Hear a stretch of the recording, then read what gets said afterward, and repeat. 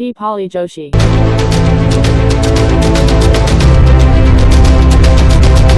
Hello friends, good morning, જય શ્રી કૃષ્ણ, જય દ્વારકાધીશ. કેમ છો બધા? મજામાં ને? તો જો અત્યારે વાગે ગયા છે 10:30 અને હવે હું નાસ્તો કરું છું. આજે નાસ્તાનો ટાઈમ થઈ ગયો છે કેમ કે આજે સવારે થોડું ઉઠવામાં લેટ થઈ ગયું હતું, એટલે થોડું કામ હતું તો એ પહેલાં પૂરું કર્યું અને પછી ચા પાણી પીને મેં તો નાસ્તો થોડી વાર પછી કરું. પહેલાં મેં તો કામ છે પૂરું કરી લઉં અને પછી નાસ્તો કરું.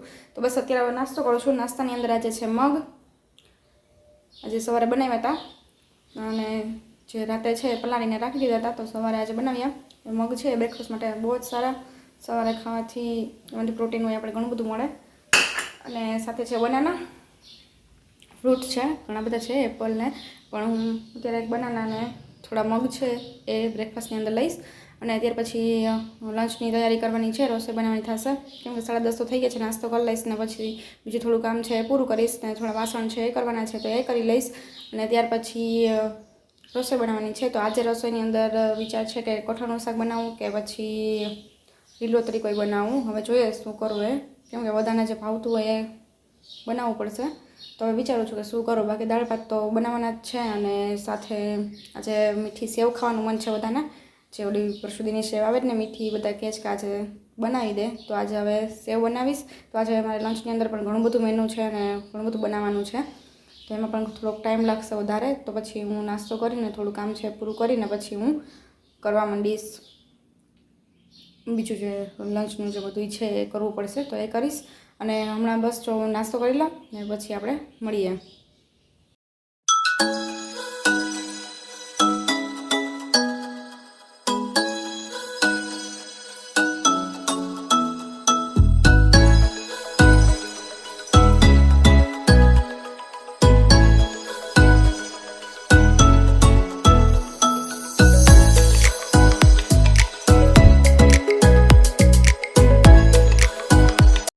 હેલો ફ્રેન્ડ્સ, જય શ્રી કૃષ્ણ, જય દ્વારકાધીશ. કેમ છો બધા? મજામાં? ગુડ ઇવનિંગ બધાને. તો જુઓ અત્યારે વાગી ગયા છે 5 અને હું ને મારી બેન બે આજે કરીએ છીએ ક્લિનિંગ. તો અમે આજે તમારું જે નાનકડું એવું ગાર્ડન છે એની સાફ સફાઈ કરીએ છીએ. તો બસ હવે અત્યારે એ કરીએ ને પછી સાફ સફાઈ કરીને પછી સાંજની રસોઈ બનાવવાની છે તો એ બનાવશું. તો બસ આજે તો બસ બપોરે લંચનો જે વ્લોગ છે મેં એડ કર્યો છે એ પણ તમે જોજો. અને બસ અત્યારે જો અમે ક્લિનિંગ કરીએ છીએ, વ્લોગ પણ તમને લાસ્ટ સુધી બતાવું છું. જય શ્રી કૃષ્ણ સિદ્ધિ. જય શ્રી કૃષ્ણ અમીન. જય શ્રી કૃષ્ણ. તો જોવા અમે કરીએ છીએ કે નાનકડું એવું અમારું ગાર્ડન છે એની સફાઈ કરીએ છીએ. થોડું કટિંગને કરવાનું છે જે એ અમે કરી લઈએ. તો ચાલો કરીએ. સીધી સરખું કટિંગ કરજે. ઈ રહેવા દે ને પણ એ દેખો આ બધાની વચ્ચે ઝઘડો થઈ ગયો. સીધી જો કરે છે. આ થોડું જે અમે છે એ જાંબુનું ઝાડ હતું એ સારી રીતે કટ કરી નાખ્યું હતું, પણ પછી આ વરસાદને લીધે થોડું છે પાછળ એમાં જે નવા જે છે નવી નવી ડાળી છે એમાંથી પાછી નીકળી છે, તો એ અમે કટિંગ કરીએ છીએ. અને આ બાજુ બધું જો આ નીચે આવી ગયું છે તો થોડું થોડું કટ કરશું અને થોડા જે આ નાના છોડ છે વ્યવસ્થિત કરી લઈએ. તો જો આ કરે છે, ફટાફટ કર સીધી.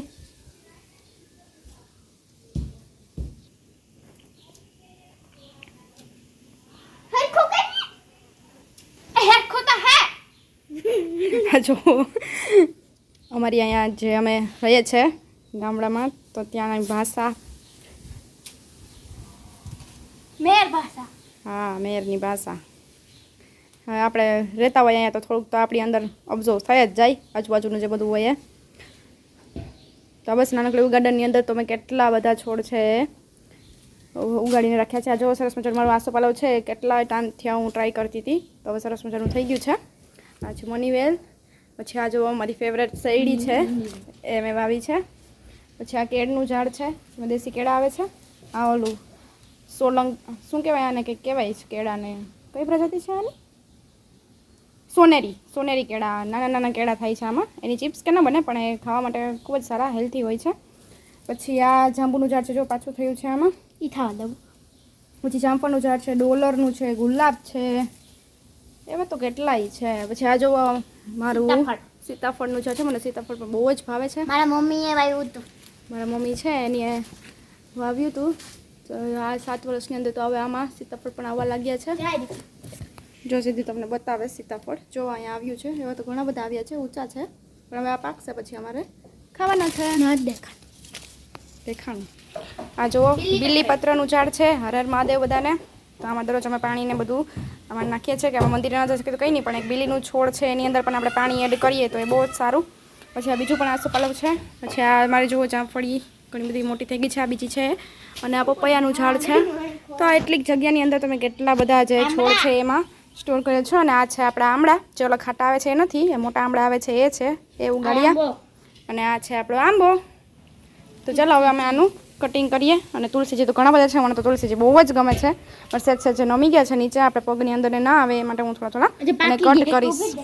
તો જો આ ચનોઠી પણ છે, વ્હાઈટ ચનોઠી મને બહુ જ ગમે. તો એ પણ મેં અહીંયા એનો વેલો પણ ઉગાડી લીધો છે.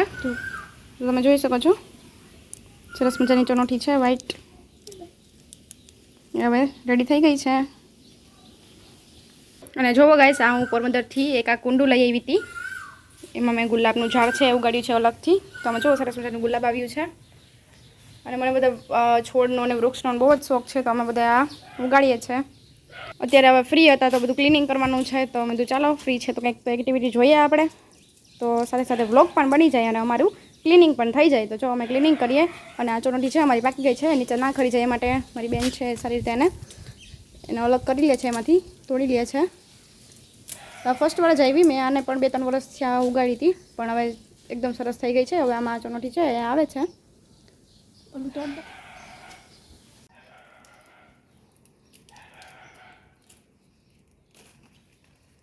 જો ગાઈસ આવી રીતે આખું લુરખો છે. આમાં કેટલી છે 1 2 3 4 5 6 7 8 ને 9 જેટલી આમાં ઓલી થઈ છે. ને એની અંદરથી પછી આવી વ્હાઈટ ચનોઠી છે નીકળશે બહાર. તો સરસ રીતે પાકી ગઈ છે, તો અમે તોડી લીધી છે.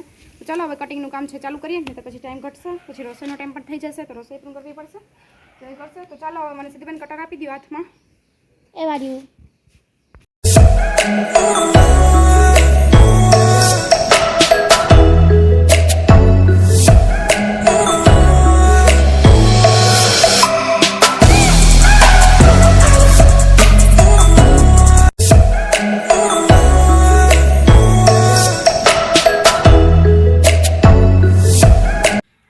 જોવો ગાઈસ, અમે અહીં ક્લિનિંગ કરતા હતા તો આ બધું કટિંગ છે તમે જોઈ શકો છો. અમે થોડું છે એ કરી લીધું છે. અને આ છે અમારી નાની એવી નાગરવેલ, જે પણ અમે ઉગાડી છે. ઘરે મસ્ત મીઠા પાન બનાવીને ખાવાની ખૂબ જ મજા આવે અમને. અને ત્યાર પછી જો અમારી નજર અહીંયા પડી છે, આ છે મશરૂમ. અને તમે જોઈ શકો છો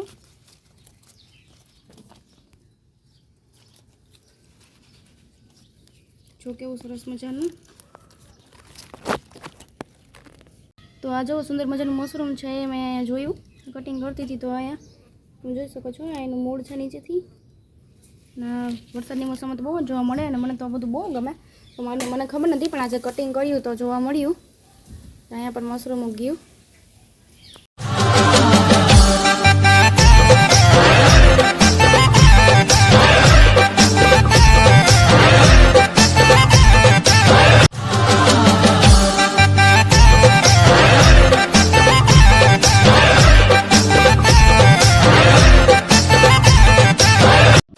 ये मस्ती के नजारे हैं तो ऐसे में संभलना कैसा मेरी कसम, जो लहराती डगरिया हो तो फिर क्यों ना चलूं मैं बहका बहका रे मेरे जीवन में ये शाम आई।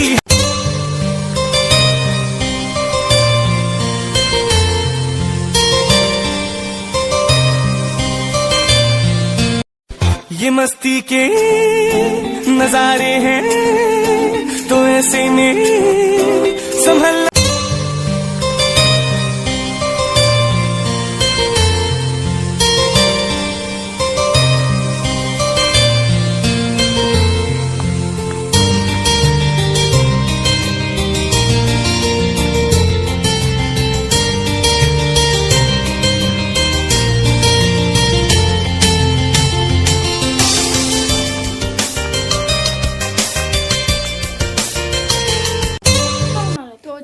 હવે જે ક્લિનિંગ કરવાનું હતું એ ક્લિનિંગ થઈ ગયું છે, કટિંગ થઈ ગયું છે, જે બધા છોડ હતા એનું.